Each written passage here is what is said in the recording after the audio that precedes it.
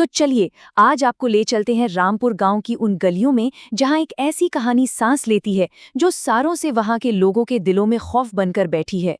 ये दास्तान है एक भूतिया बारात की। आइए इस राज पर से पर्दा उठाते हैं।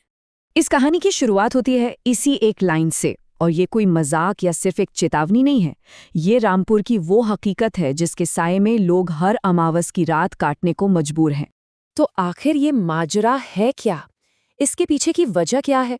दरअसल इस कहानी की जड़ें जुड़ी हैं रामपुर के एक बहुत पुराने श्राप से, जिसने पूरे के पूरे गांव को अपनी गिरफ्त में ले रखा है। रामपुर का बस स्टैंड, जरा सोचिए, एक ऐसी जगह जो पिछले 70 सालों से बिल्कुल सुनसान पड़ी है। लोग कहते हैं कि दिन के उजाले में भी वहां से गुजरने में रूह कांप जाती है। क्यों? क्योंकि गांव वालों का मानना है कि वो जगह श्रापित है। श्राप? पर कैसा श्राप? सुनिए, कहते हैं कि हर अमावस की काली रात को ठीक ठीक 12 बजे उसी सुनसान बस स्टैंड से एक बारात निकलती है। लेकिन ये खुशी की बारात नहीं है। इसके जाने के बाद गांव की एक कुंवारी लड़की हमेशा हमेशा के लिए लापता हो जाती है। और ये कोई इत्तेफाक नहीं है, इसका एक सेट पैटर्न है, एक तरीका। हर अमावस की रात, टाइम बिल्कुल फिक्स, रात के 12 बजे। शुरुआत होती है शादी के ढोल से और अंजाम हमेशा एक ही। एक और लड़की गायब। गांव के एक बुजुर्ग हैं भैरव काका। वो कहते हैं वो बारात इंसानों की नहीं है बेटा, वो रूहों की भूख है। मतलब साफ है, ये कोई लोगों का जुलूस नहीं, ये भूखी आत्माओं का काफिला है, और जो उनके रास्ते में आया उसे कभी सुकून नहीं मिलता। और इस बात को मजाक में लेने की गलती कोई नहीं करता। क्यों? क्योंकि इसका सबूत खून से लिखा गया है। भैरव काका बताते हैं कि आज से 20 साल पहले उनके खुद के पिता और गांव के 14 और लोग हिम्मत करके उस बारात को रोकने गए थे। पता है क्या हुआ? उनमें से एक भी लौटकर नहीं आया। तो अब चलते हैं सीधा उस रात में, जिस रात का सबको इंतजार था, या कहूं जिस रात से सब डरते थे। अमावस की वो रात आ चुकी थी और गांव पर खौफ का अंधेरा गहराने लगा था। और उस रात गांव में दो अलग ही कहानियां चल रही थी। एक तरफ था विक्रम, जिसके अंदर डर से ज्यादा उत्सुकता थी, उसे सच देखना था।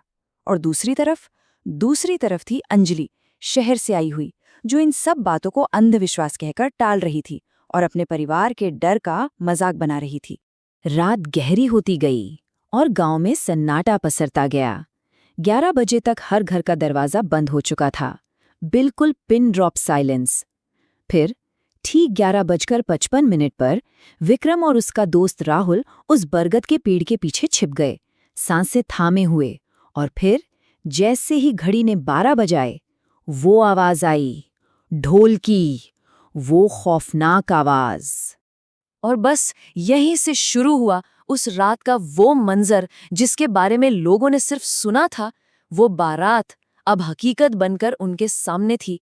पेड़ के पीछे से विक्रम और राहुल ने जो देखा ना, उनके तो होश ही उड़ गए। एक अजीब से धुएं से अजीबोगरीब शक्लें निकल रही थीं। इंसान नहीं, इंसान तो बिल्कुल नहीं थे वो। मांस और हड्डियों के चलते फिरते ढांचे थे, कुछ आधे जले हुए, कुछ जमीन से ऊपर तैर रहे थे, और उनके हाथों में नीली आग वाली मशालें। और इस पूरी बारात के आगे आगे घोड़े पर बैठा था वो दूल्हा, जिसका चेहरा पूरा नीला था और आंखें जैसे आग के अंगारे हों। वो पूरा का पूरा जुलूस गांव की गलियों से होता हुआ सीधा अंजलि के घर के सामने रुका। और तभी उस दूल्हे की ठंडी डरावनी आवाज गूंजी, एक ऐसी आवाज जिसने अंदर सबकी सांसें रोक दी। इसके बाद जो हुआ वो बिल्कुल कयामत थी। अंजलि का भाई अजय उसे बचाने के लिए आगे आया, लेकिन उस दूल्हे ने उसे बस एक बार घूरा और अजय एक बेजान चीज की तरह हवा में उड़ता हुआ दीवार से जा टकराया। वहीं खत्म। फिर उसमें चीखती हुई अंजलि को बालों से पकड़ा और अंधेरे में खींचता हुआ ले गया। लेकिन कहर अभी खत्म नहीं हुआ था। कहानी का असली अंजाम और असली चेतावनी अब आनी बाकी थी। वो सब लोग अंजलि को लेकर वापस उसी बस स्टैंड पर पहुंचे, और तब अंधेरे में से एक पुरानी जंग लगी हुई बस निकली।